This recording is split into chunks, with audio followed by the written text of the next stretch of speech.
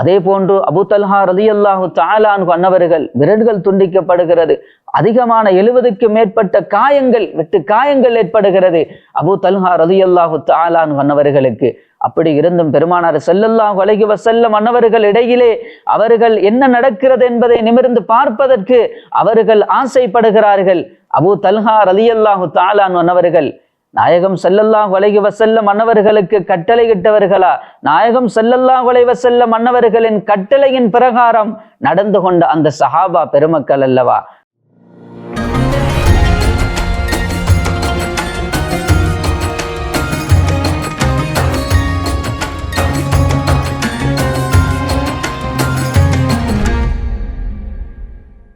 அஸ்ஸலாமு அலைக்கும் வரஹ்மத்துல்லாஹி தஆலா வபரகாத்துஹு.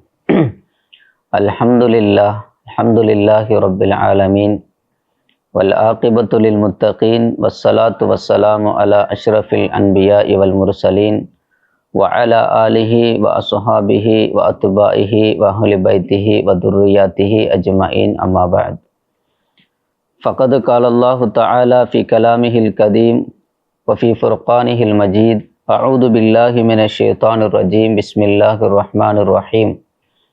وَلَقَدْ صَدَقَكُمُ اللَّهُ وَعْدَهُ إِذْ تَحُسُّونَهُمْ بِإِذْنِهِ حَتَّى إِذَا فَشِلْتُمْ وَتَنَازَعْتُمْ فِي الْأَمْرِ إِلَى آخِرِ الْآيَةِ صَدَقَ اللَّهُ الْعَلِيُّ الْعَظِيمُ.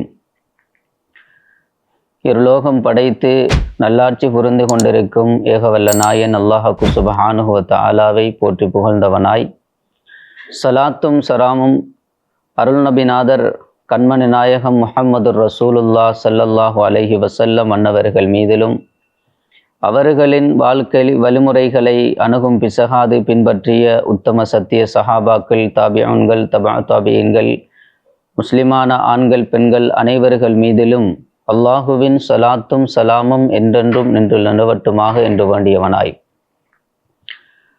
அல் கௌசியா அறிவின் வெளிச்சம் நிகழ்ச்சியின் ஊடாக உங்கள் அனைவரையும் சந்திப்பதில் மற்றில்லா மகிழ்ச்சி அடைகிறேன். அன்பின் இஸ்லாமிய நெஞ்சங்களே, அல்லாஹு தஆலாவின் நல்லடியார்களே, அல்லாஹுக்கு சுப்ஹானஹு வ தஆலா இந்த முஸ்லீம்களுக்கு செய்த மிக பெரும் ஒரு அருள், மிக பெரும் ஒரு பாக்கியம் என்னவென்றால், இன்று உலகளாத ரீதியில் முஸ்லீம்கள் வாழுவதற்கும் இஸ்லாம் மதம் பரவியிருப்பதற்கும் காரணமாக திகழக்கூடிய ஒரு விடயம்தான் நாமெல்லாம் அறிந்திருக்கக்கூடிய ரமலானுடைய மாதம் பிறை 17வது நாளில் நடைபெற்ற அந்த பத்ர் யுத்தத்தினுடைய வெற்றி என்பது.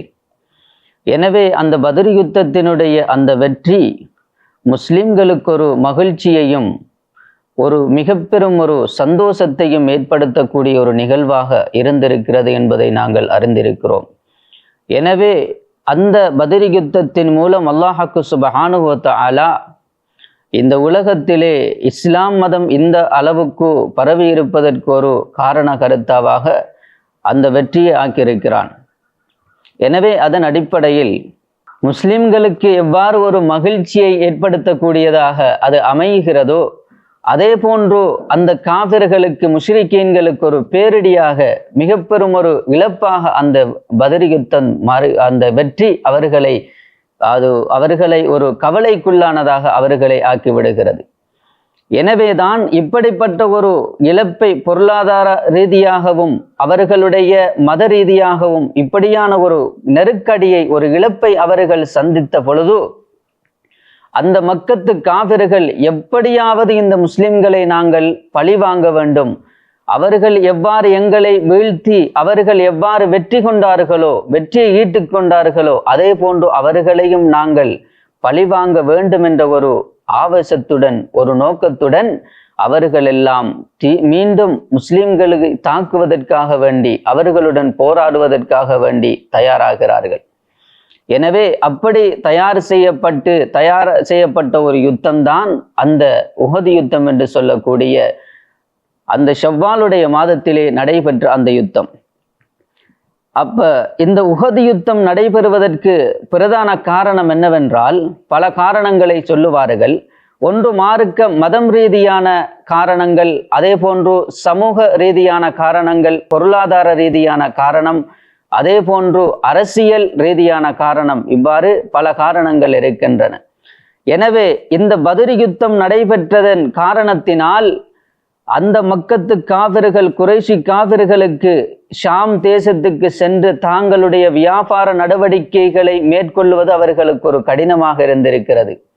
அதே போன்று அவர்கள் தாங்களுடைய மத வழிபாட்டில் சுதந்திரமாக ஈடுபடுவதற்கும் ஒரு தடையாக அது அமைந்து விடுகிறது. எனவே இப்படிப்பட்ட இந்த விடயத்தையும், அதே போன்று பெருமானார் ஸல்லல்லாஹு அலைஹி வஸல்லம் மன்னவர்களுடைய அந்த சஹாபாக்கள் கலந்து கொண்டு அந்த பத்ர் போரின் மூலம் அந்த மக்கத்து முஷ்ரிக்கீன்கள் காபிர்களுக்கு அது ஒரு நெருக்கடியாக அமைந்து விடுகிறது.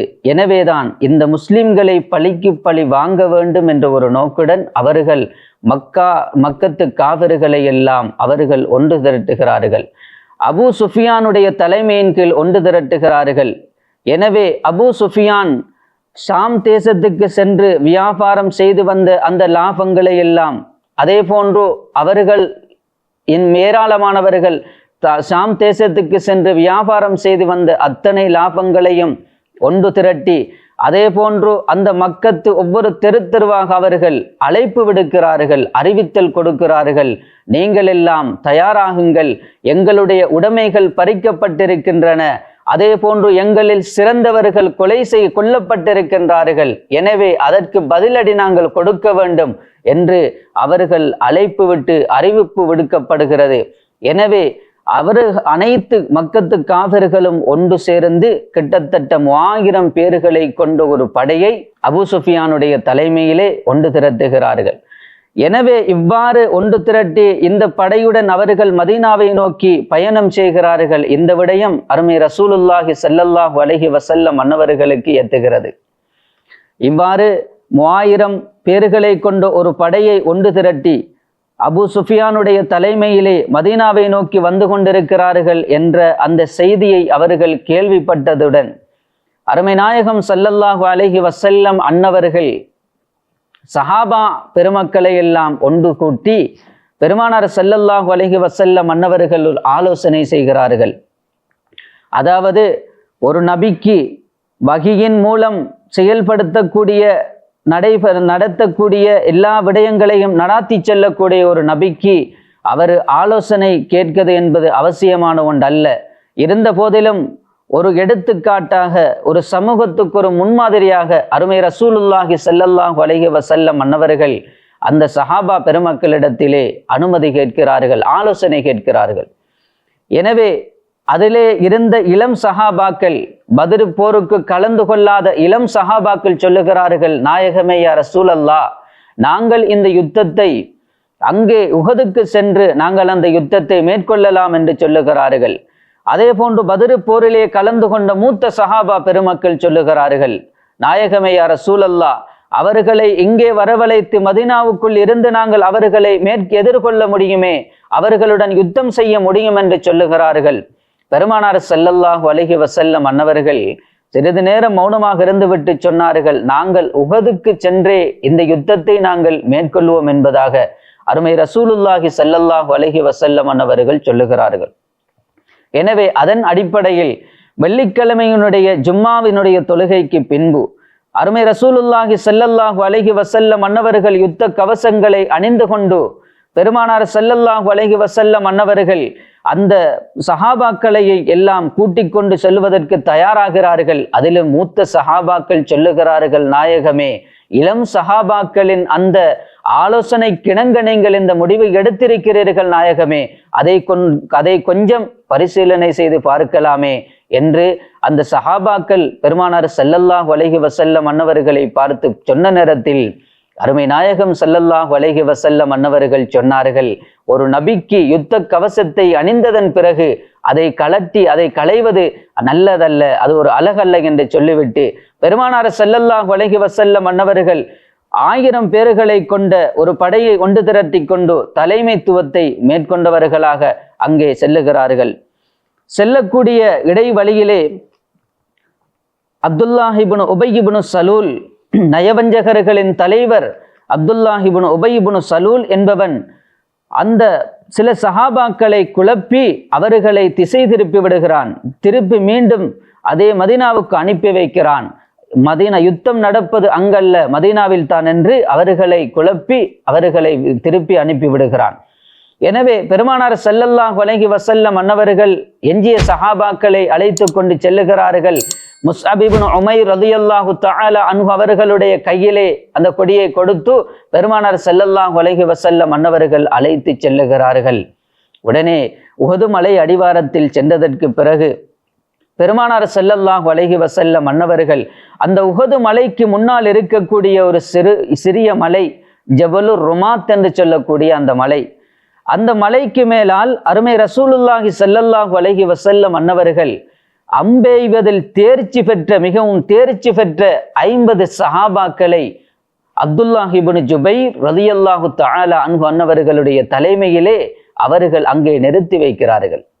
பெருமானார் ஸல்லல்லாஹு அலைஹி வஸல்லம் அன்னவர்கள் நிறுத்தி வைத்துவிட்டு சொன்னார்கள், யுத்தத்தினுடைய முடிவு எதுவாக இருந்தாலும், தோல்வியாக இருந்தாலும், நாங்கள் கொல்லப்பட்டு கழுகுகள் எங்களை திண்டாலும் நீங்கள் அந்த இடத்திலிருந்து நகர்ந்து விடக்கூடாது என்று அருமை ரசூலுல்லாஹி ஸல்லல்லாஹு அலைஹி வஸல்லம் அன்னவர்கள் அம்பெய்வதில் தேர்ச்சி பெற்ற அந்த 50 சஹாபாக்களை பார்த்து அருமை ரசூலுல்லாஹி ஸல்லல்லாஹு அலைஹி வஸல்லம் அன்னவர்கள் சொன்னார்கள்.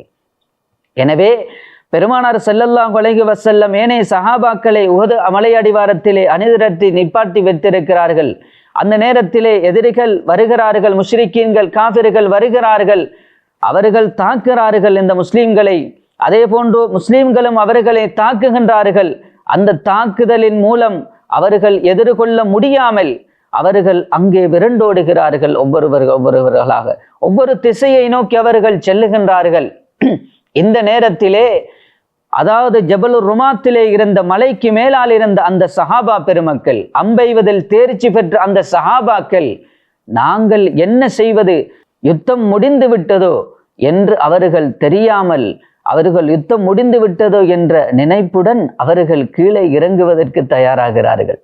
உடனே அப்துல்லாஹ் இப்னு ஜுபைர் ரலியல்லாஹு தஆலா அவர்கள் சொன்னார்கள், பெருமானார் ஸல்லல்லாஹு அலைஹி வஸல்லம் அன்னவர்களுடைய கட்டளையை நீங்கள் மறந்து விட்டீர்களா? பெருமானார் ஸல்லல்லாஹு அலைஹி வஸல்லம் அன்னவர்கள் என்ன சொன்னார்கள் மறந்து விட்டீர்களா? எனவே அந்த மலையிலிருந்து சில சஹாபாக்கள் கீழே இறங்கி விடுகிறார்கள். எனவே எதிரிகள் இவர்கள் இங்கே மலையிலே யாரும் இல்லை என்பதை காணுகின்ற பொழுது எதிரிகள் பின்புறமாக வந்து அந்த சஹாபா பெருமக்களை தாக்குகிறார்கள். அந்த நேரத்திலே அவர்கள் எதிர்பாராத ரீதியிலே அந்த தாக்குதலுக்கு உட்படுத்தப்படுகிறார்கள் அதுமை சஹாபா பெருமக்கள். எனவே அதிலும் கிட்டத்தட்ட 70 சஹாபாக்கள் அதாவது அந்த யுத்தத்திலே ஷஹீதாக்கப்பட்டார்கள். எனவே அவர்கள் அந்த கனிமத்து பொருட்களை பெற்றுக்கொள்வதற்காக வேண்டி பெருமானார் ஸல்லல்லாஹு அலைஹி வஸல்லம் அன்னவர்கள் சொல்லியும் அதிலிருந்து இறங்கி அந்த கனிமத்து பொருட்களை பெற்றுக்கொள்வதற்காக வேண்டி யுத்தம் முடிந்து விட்டது என்ற அந்த எண்ணத்துடன் அவர்கள் அங்கே கலந்து கொள்ளுகிறார்கள். அவர்களை எதிர்பாராத ரீதியிலே எதிரிகள் சாரையாக தாக்கி விடுகிறார்கள் அவர்களை. எனவே பெருமானார் ஸல்லல்லாஹு அலைஹி வஸல்லம் அன்னவர்களை அந்த நேரத்திலே சில சஹாபாக்கள் பெருமானார் ஸல்லல்லாஹு அலைஹி வஸல்லம் அன்னவர்களை பாதுகாத்து சூழ்ந்திருக்கிறார்கள். ஏன் அந்த அளவுக்கு யுத்தம் சூடுபிடித்து நடந்து கொண்டிருக்கிறது. பெருமானார் ஸல்லல்லாஹு அலைஹி வஸல்லம் அன்னவர்கள் தாக்கப்பட்டு விடக்கூடாது, அவர்களுக்கு அம்பு எதுவும் பட்டுவிடக் கூடாது என்பதற்காக வேண்டி சஅத் ரலியல்லாஹு தஆலா அவர்களுடைய ஆலோசனைக்கு இணங்க சில சஹாபாக்கள் பெருமானார் ஸல்லல்லாஹு அலைஹி வஸல்லம் அன்னவர்களை சுற்றி வளைத்து நிற்கிறார்கள். அதிலும் அபூ தல்ஹா ரலியல்லாஹு தஆலா அன்ஹு அன்னவர்கள் பெருமானார் ஸல்லல்லாஹு அலைஹி வஸல்லம் அன்னவர்களை பார்த்து சொன்னார்கள், நாயகமே, என்னுடைய உயிர் உங்களுக்கு அர்ப்பணம் நாயகமே, என்னுடைய முகம் உங்களுக்கு ஒரு பாதுகாப்பாக ஒரு கவசமாக இருக்கிறது நாயகமே, உங்களை அம்பு தொடுவதென்றால் என்னை தாண்டித்தான் அது வர வேண்டும் என்று அபூ தல்ஹா ரலியல்லாஹு தஆலா அன்ஹு அன்னவர்கள் அருமை ரசூலுல்லாஹி ஸல்லல்லாஹு அலைஹி வஸல்லம் அன்னவர்களை பார்த்து சொன்னார்கள். எனவேதான் பெருமானார் ஸல்லல்லாஹு அலைஹி வஸல்லம் அன்னவர்களுடைய அந்த உயிரை பாதுகாக்க வேண்டும், அவர்களுக்கு மீது ஒரு அம்பு கூட பட்டுவிடக் கூடாது என்பதில் உறுதுணையாக இருந்தவர்கள், அந்த விடயத்தில் தாங்களின் உயிர்களை துச்சமாக மதித்தவர்கள் சஹாபா பெருமக்கள். எனவே அபூ தல்ஹா ரலியல்லாஹு தஆலா அவர்களுடைய 4 விரல்கள் துண்டிக்கப்படுகின்றன. அதே போன்று அபூ தல்ஹா ரலியல்லாஹு தஆலா அன்னவர்கள் விரல்கள் துண்டிக்கப்படுகிறது. அதிகமான 70க்கு மேற்பட்ட காயங்கள் ஏற்படுகிறது அபூ தல்ஹா ரலியல்லாஹு தஆலா அன்னவர்களுக்கு. அப்படி இருந்தும் பெருமானார் ஸல்லல்லாஹு அலைஹி வஸல்லம் அன்னவர்கள் இடையிலே அவர்கள் என்ன நடக்கிறது என்பதை நிமிர்ந்து பார்ப்பதற்கு அவர்கள் ஆசைப்படுகிறார்கள். அபூ தல்ஹா ரலியல்லாஹு தஆலா அன்னவர்கள் நாயகம் ஸல்லல்லாஹு அலைஹி வஸல்லம் அன்னவர்களுக்கு கட்டளையிட்டவர்களா? நாயகம் ஸல்லல்லாஹு அலைஹி வஸல்லம் அன்னவர்களின் கட்டளையின் பிரகாரம் நடந்து கொண்ட அந்த சஹாபா பெருமக்கள் அல்லவா? அபூ தல்ஹா ரலியல்லாஹு அவர்கள் சொல்லுகிறார்கள், நாயகமே, என் தாயும் தந்தையும் உங்களுக்கு அர்ப்பணம் நாயகமே, நீங்கள் அவ்வாறு இருந்து விடுங்கள். நீங்கள் நிமிர்ந்து கொள்ளுகின்ற பொழுது அந்த அம்பு உங்களை வந்து பட்டுக்கொள்ளும், உங்களை வந்து தாக்கிவிடும் என்று அபூ தல்ஹா ரலியல்லாஹு தஆலா அவர்கள் ஸல்லல்லாஹு அலைஹி வஸல்லம் அன்னவர்களை பார்த்து சொன்னார்கள். எனவே பெருமானார் ஸல்லல்லாஹு அலைஹி வஸல்லம் அன்னவர்களை பற்றி எரியப்படுகிறது ஒரு அம்பு. அவர்களின் கவசத்தில் பட்டு அவர்களுடைய தாடையில் குத்தி கொள்ளுகிறது அந்த அம்பு. எனவே அபூபக்கர் சித்திக் ரலியல்லாஹு தஆலா அவர்கள் அதை எடுக்க முயன்றுகிறார்கள். இன்னும் ஒரு சஹாபி அதை அவர்களுடைய பல்லினால் கடித்து அந்த அம்பை எடுக்கின்ற நேரத்திலே பெருமானார் ஸல்லல்லாஹு அலைஹி வஸல்லம் அன்னவர்களுடைய 2 பற்களும் அங்கே ஷஹீதாக்கப்படுகின்றன. எனவே பெருமானார் ஸல்லல்லாஹு அலைஹி வஸல்லம் அன்னவர்களில் தலையிலும் அடிபடுகிறது. அதன் மூலமாக பெருமானார் ஸல்லல்லாஹு அலைஹி வஸல்லம் அன்னவர்கள் மயக்கமுற்று விழுகிறார்கள். அதே போன்று முஸ்அப் இப்னு உமைர் ரலியல்லாஹு தஆலா அவர்களுடைய கையிலே தான் கொடி இருக்கிறது. முஸ்அப் இப்னு உமைர் ரலியல்லாஹு தஆலா அன்னவர்களுடைய அந்த வலது கரம் வெட்டப்படுகிறது. அவர்கள் இடது கரத்திலே அந்த கொடியை ஏந்தி கொள்ளுகிறார்கள். முஸ்அப் இப்னு உமர் ரலியல்லாஹு அவர்களுடைய இடது கை வெட்டப்படுகிறது. அவர்கள் அதை நெஞ்சுடன் அணைத்துக் கொள்ளுகிறார்கள். எனவே நெஞ்சில் ஈட்டியினால் தாக்கி முஸ்அப் இப்னு உமைர் ரலியல்லாஹு தஆலா அன்னவர்கள் கொடியை அவ்வாறு அணைத்தவர்களாக அவர்கள் அவ்வாறே வீழ்ந்து ஷஹீதாக்கப்படுகின்றார்கள். முஸ்அப் இப்னு உமைர் ரலியல்லாஹு தஆலா அன்னவர்கள். அதே போன்று பெருமானார் ஸல்லல்லாஹு அலைஹி வஸல்லம் அன்னவர்களுடைய சாச்சா ஹம்ஸா ரலியல்லாஹு தஆலா அன்னவர்களும் அந்த யுத்தத்திலே ஷஹீதாக்கப்படுகிறார்கள்.